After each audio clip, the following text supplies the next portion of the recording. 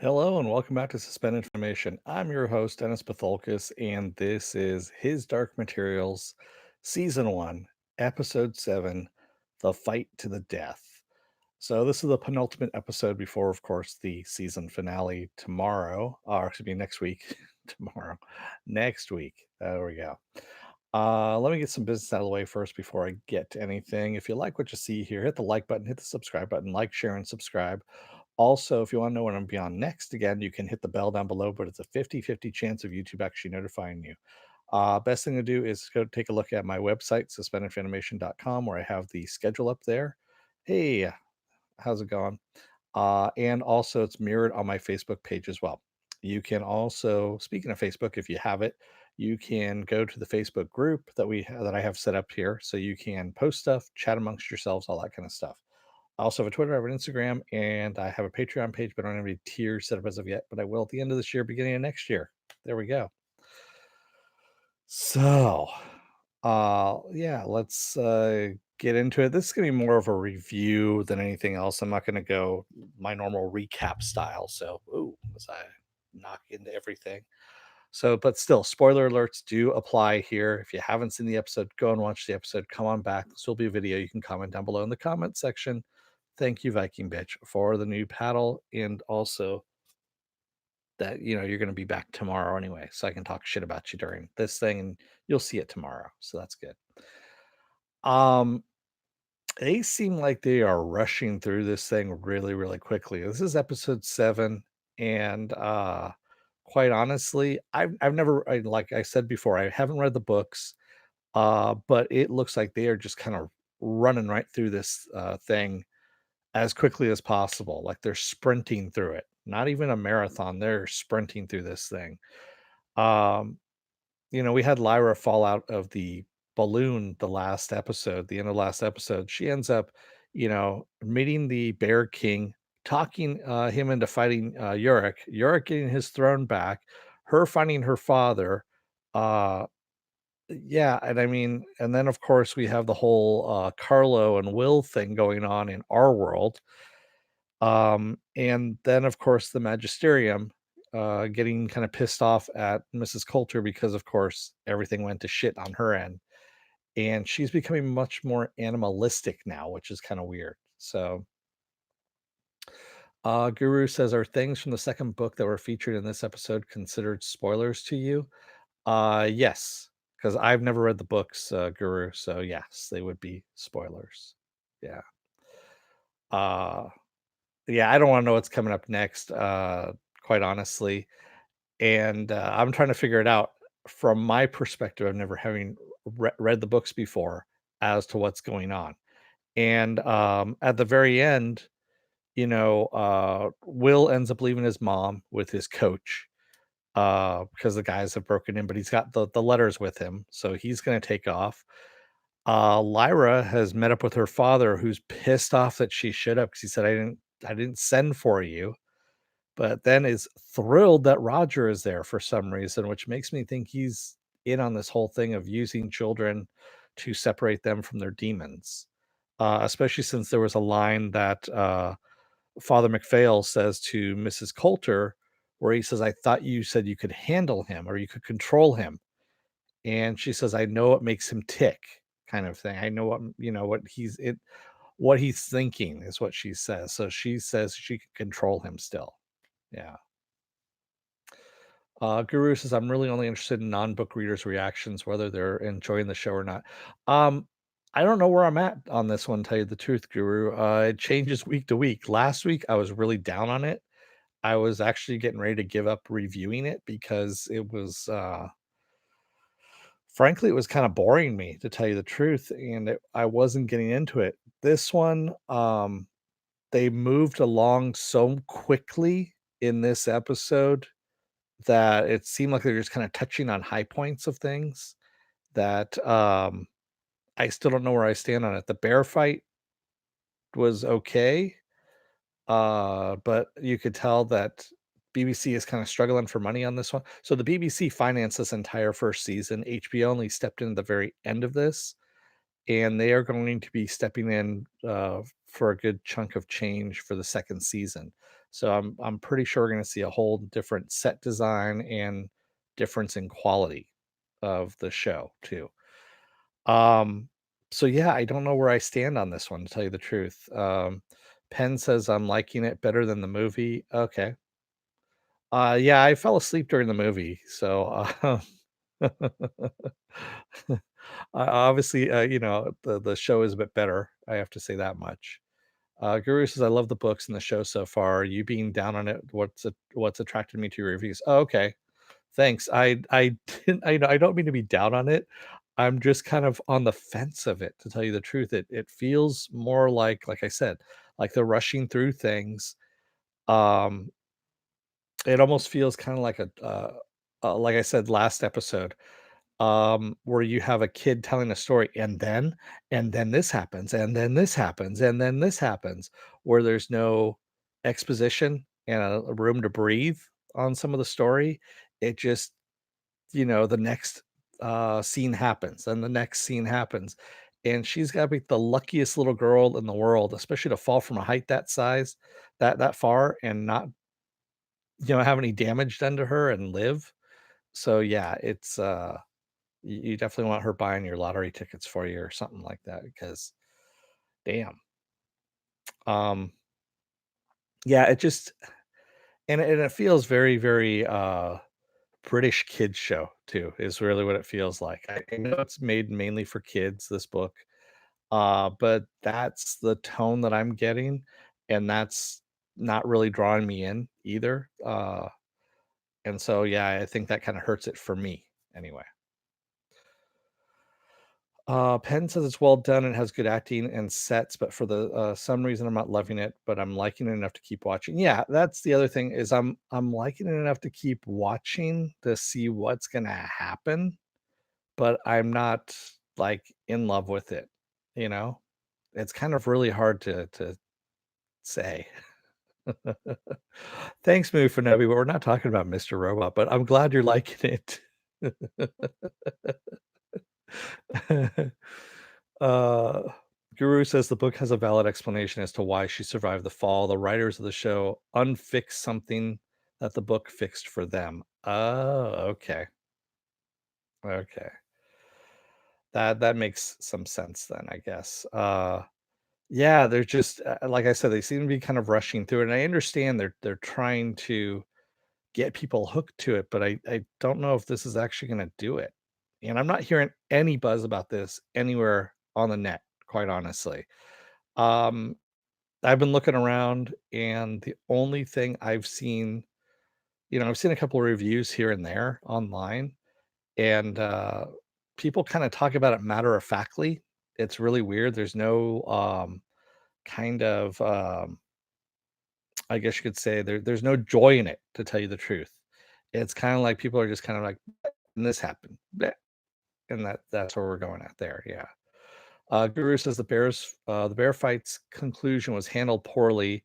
Who would have thought that the movie version they tried to push 10 years toward 10-year-olds would be gorier than the late night HBO version? Yeah. Yeah, I agree with you. Um, I actually had a joke about the bear fight and saying, there's a bear fight and it's not two large hairy gay men. Uh, I know it's bad. It was a bad joke, but hey, I wanted to say it anyway. Um, Yeah, it was very quick. It was a very quick bear fight, and I mean, considering that they're kind of pumping it up in the previews for last week, for this week's show, the little trailer, I thought it was going to be this whole drawn out thing, that there was going to be some kind of tradition going on, that there's going to be some kind of ceremony involved, but no, they're just kind of like, all right, we're going to go at it. Take off your armor. Let's go for it, bitch. And that's pretty much what it was. Yeah. Guru says anything with a child protagonist will have an uphill battle being taken seriously visually, even if the themes are trying to be mature. Easier to read about a 10-year-old being a badass than actually seeing it. Yeah, I agree with you. I totally agree with you, Guru. Hey, Mr. Roboto. Yeah. Well, Penn, I don't live in San Francisco anymore. So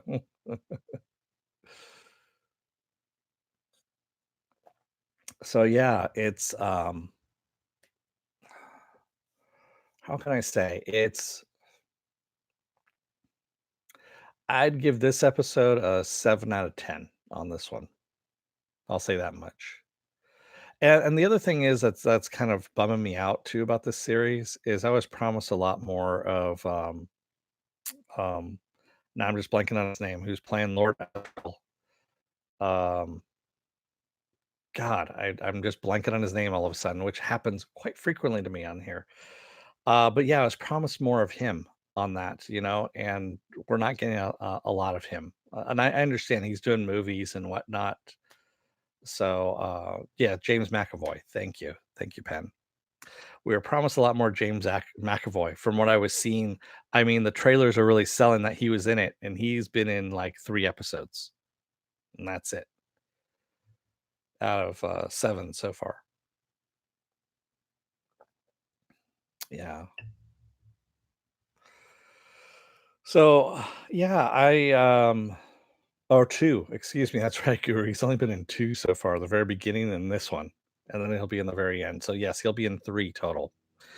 Um, which is a shame. Yeah. Guru's it's like Pullman wrote him with BBC's budget in mind. Yeah, completely. I agree with you on that. Yeah, it's a shame. And then also, um, I assume that the character Jotham that we met in the cell is going to be come back at some point in time and be actually important. Otherwise, why would they kind of introduce him and then give us a little bit of his backstory and then just kind of toss him aside? I kind of figured that at some point he's going to, you know, come back with for some reason or whatever at this point. But I don't know. Maybe I'm wrong on that one. So, but yeah, Lord Asriel at the end there was just a little bit creepy. First he's like, "No, you got to go. You need to leave now." And then when he sees Roger, he's like, "Oh, why don't you prepare these children a bath and a meal, and we'll welcome them big time." I was just about to shove them outside into the cold again, but fuck it. Yeah. So we'll see how this all ends, quite honestly. And I'm pretty sure it has to do. I mean, it looks like I saw the preview for next week, and it looks like Roger is trapped in a cage with Lord Asriel saying, "We need to make sacrifices because it's a war, you know. So you're that sacrifice because I'm not going to be that sacrifice." Will we Swaja? What's going on with Roger? He's been riding Yorick along with Lyra. Yeah. Guru says Yorick says some things in this that are references to stuff that's in the books that are otherwise totally omitted. It's like they deleted scenes but forgot to edit the lines out. Oh my god. Okay. So that makes sense then. Okay, so it's not just me then. I do feel like there's something missing and I didn't know what it was, but now that you're filling me in on this a bit, yeah, it seems like there's something missing. And I'm getting that. Maybe if they had padded this out to 13 episodes, this would have been a little bit better. They would have had more room to breathe. Uh yeah. Mind you, I like this series. I like it by tearing it to bits. Justin says, right, the ending, why is he special? Yeah, I agree with you, Justin. I don't know why Roger's special. Um, and I believe it's just because he's a child and he's not Lyra, so that he doesn't have to you know, experiment on Lyra, which is what he doesn't want to do. So yeah, um, that explains a lot, Jiguru. Thank you. That He says also in this last episode, why were the adults at the laboratory stopping the children from leaving the station when they already trained them to put on their coats to leave when the fire alarm rings? I don't know. And the other thing that got me too was the airship. Mrs. Coulter's airship was there at the station, the now torn up station, and the Egyptians didn't take it down or didn't leave with it or something like that. It's like, okay, why don't they just take that thing down? Or was this another airship that came in and is pulling all the rest of the people that survived out? You know, that's never really kind of answered. It's just like there's an airship there. Well, there was an airship there previously, but we never saw it get destroyed. So I know it's not in the budget. It's too much. Well, I know the Egyptians already left with the kids. We saw them do that, but you think they would have destroyed that airship too, so that you know uh, no one else would have been able to take it and get back to because they can travel pretty fast with those damn things, And considering that Serafina was pretty much just going through and killing everybody as fast as she could. Guru says in the book, Lee steals hydrogen from Coulter's balloon to take off, disabling the airship. Oh, okay. Yeah, see, that would have made some sense. Going, hey, there's a perfect airship right here. It's got what I need because I'm running low on some fuel. I'm going to steal it, thus disabling this airship. It would have taken like all of 30 seconds to describe. He wouldn't even have to have, you wouldn't even have to see him do it. All he would have had to say is, "Hey, that's what I'm gonna do. This airship's gonna be unusable, but mine won't. Mine will be able to fly now." There you go. See, BBC, you could have hired me. I could have saved you some money and special effects and all that kind of stuff. And yeah, and then also, you could have had one little scene of Coulter, sending off a message to the Magisterium to, bring more airships in to get the rest of the people out. But hey, that's nitpicking at this point. That's just me and the little, uh, I guess you could say the devil's in the details in that one for me. That's what I want. I like those little details sometimes. Yes, I can go from point A to point B, but at the same time, I want to know if the writers are actually thinking about this as well. So yeah. Uh, no, I wouldn't work for the BBC, Mr. Roboto. It's I've heard on there and how little they pay, I should say. No, no, no. I'd rather work for CBS All Access at this point, considering that they're hiring just anybody that will, you know, write Star Trek fanfic now at this point.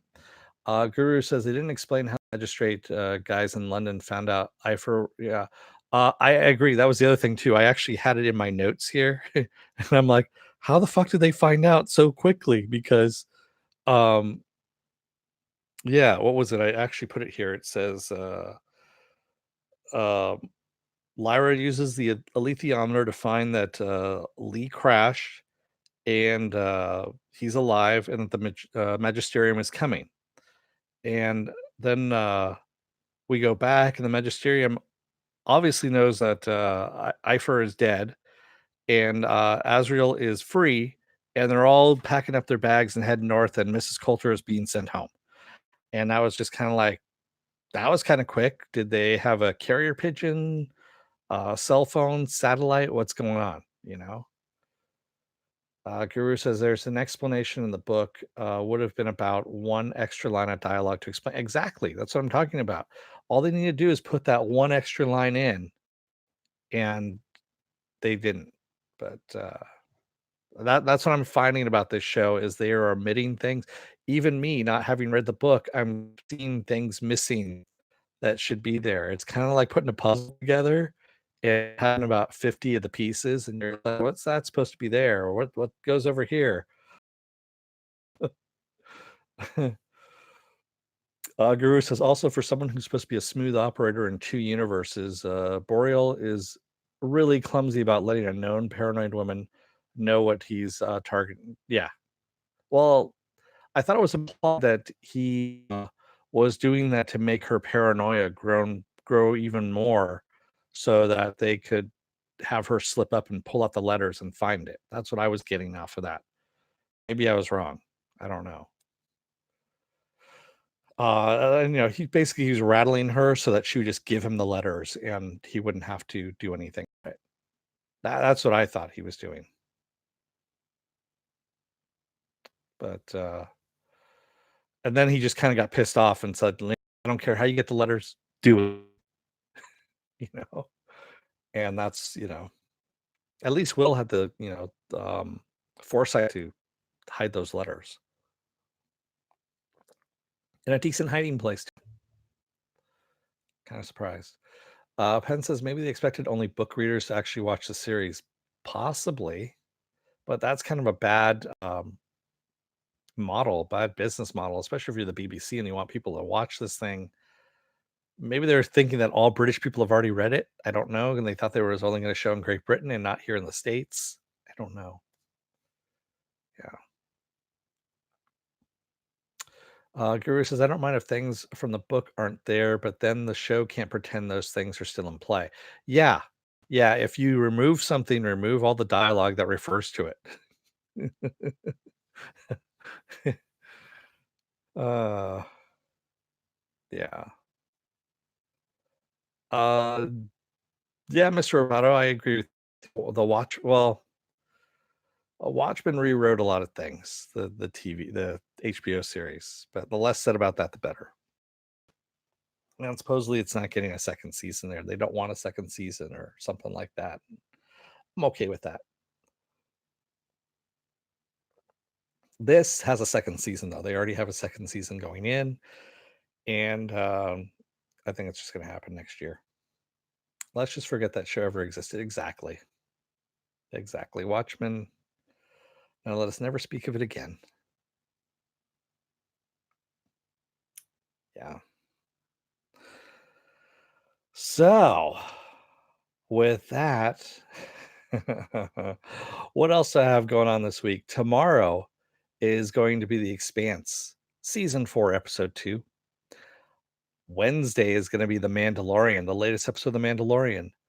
Thursday, I'm off. Friday is a new episode of Harley Quinn. If you haven't watched Harley Quinn, go and watch it. The first episode's up on YouTube under DC Nation. They have it up, I believe. I don't know if it's censored or not. I actually haven't looked at it because I have DC Universe, and that's where I watch it at there. Saturday is going to be Saturday Morning Blast Off, where I take the genre news of the week, talk about it, and any of the genre stuff you guys want to talk about. Sunday, oh my God, is the huge 2-hour season and series finale of Mr. Robot, which is going to be fucking awesome. It really is. And then we right back around again to Monday for the season. Guru says, still not as messy as the Golden Compass movie. They filmed conversations and totally changed the dialogue and meaning and hit it by having everyone speak in shot reverse. Wow. Wow. That's really weird. Wow. Yeah, I can't wait to see Mr. Robot too. I hate that it's going to be over with as well, Penn, but they are going out on their own. And honestly, after last night's episode, I was like, holy crap, I need to do this now. So whoever wasn't talking was the one that was off screen. Okay. That was really weird. That's a really weird way of filming that shit. Whoever wasn't talking was the one that was off screen. So they were just by themselves giving that's just weird. Although that's kind of like how Lucas shot the prequels for Star Wars. A lot of it was green screened, and sometimes the actors weren't even in the same room. So there you go. And those turned out to be perfectly good. Guru says, well, they filmed it so the one on screen was the one time. Oh, okay. Yeah, that's what I same thing with the way Lucas did the prequels. He had the person that was on screen that was delivering the dialogue. And then also sometimes, yeah, necessarily they didn't need to be in the same room too. So yeah. Guru says they had them re-record new voice dialogue and edited the existing. Oh god. Yeah, that's bad. Oof. Yeah. I didn't know that about the Golden Compass. I just knew that it wasn't a movie that I can watch and stay awake through. Oh, man. So, obviously, you're a huge fan of these, Golden Compass books, I take it, Guru, because, yeah, you know a lot about this, a lot more than I do. Yeah. If you took a one-on-one film editing class, yeah, I trust me, I've edited, stuff. I have a degree in media art and animation, so I've gone through the whole film process of how to do shots, all that kind of stuff, and editing and whatnot. I've edited my own short movies and whatnot too. And yeah, I know what you're supposed to do and what you're not supposed to do. And then I kind of break those rules sometimes too. So it's been a long time since I saw Golden Compass, but it didn't have the real world crossovers, did it? I don't think it did. I think it just dealt in their world mainly. Um, I watch your stuff. I just usually don't have much to add. Nice. Well, I'm glad you're not in the lurking phase anymore, Guru. You should come on in more often. It's been a pleasure actually having you here and telling me, what's going on from the book, what's a little bit different and stuff like that. That there are things that are missing. It's it's kind of refreshing to know that I'm not losing my mind. That there is actually is missing that they're referencing in here. That because I honestly thought that there was stuff in there that um I just thought it was just me, quite honestly. But no, it's not. It's the way they made this thing. So yeah. Uh yeah. What else do we have? Oh, his Dark Material is like the anti-Narnia. Yeah. It's not it's not the well, it was supposed to be like anti establishment for well not anti-establishment, anti not anti, it's more non-religious is what it was supposed to be. Yeah. That's what I heard. Yeah. It's kind of like a Paradise Lost reimagining. Huh, interesting. I haven't read Milton in a long time, and quite honestly, there's a reason for that. Oh, yeah, Paradise Lost is a slog to get through. It really is. Um, well, thank you, everybody. I'm gonna let you guys go for the night 'cause I'm gonna go and watch episode 2 of The Expanse because I haven't watched it yet because I got to do that for tomorrow as well. Um, his Dark Materials is a phrase from book 2 where Satan was just okay. There we go. Got it. Now it makes sense. Thank you everybody who joined me tonight in the chat. Thank you if you made it this far in the video. If you're still on the fence about joining up, by the way, at the very end of this video, you're going to see a video pop up here that basically YouTube uses the algorithms of all the stuff you've been watching and they try and match it as best as possible to one video out of my vast video library and they put it right up there for you. Up here is going to be, I'll put Watchmen up there. How about that? So until tomorrow with The Expanse episode 2. So The Expanse I'm going to be doing every Tuesday night. I'm going episode by episode, one episode a week. So yeah, I want to, draw this out a little bit so that people have a chance to breathe and can appreciate an episode, and all that stuff without having to just have it binged all at once and go, "Oh my god, I'm waiting for season 5 now." Yeah, I want to, kind of draw it out a little bit more for people. So thank you, everybody. Remember, like, share, and subscribe down there. I will see you next time. Until then, don't let the door hit your ass on the way out. Otherwise, you may get dropped by an airship out of an airship and fallen right into a big den full of polar bears that can talk and are not that happy to see you. Thanks, everybody. Talk to you later. Have a good night.